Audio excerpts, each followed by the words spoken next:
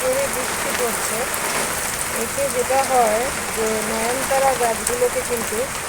আমি শেডের মধ্যে নিয়ে এসেছি।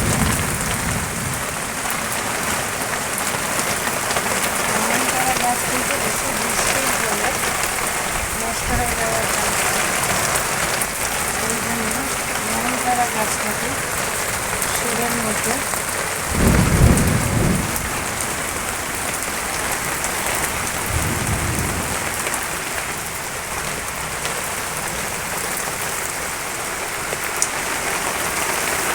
বৃষ্টি যদি হয় তাহলে আপনারা যে সমস্ত সদাবাহার বা নয়নতারা গাছ আছে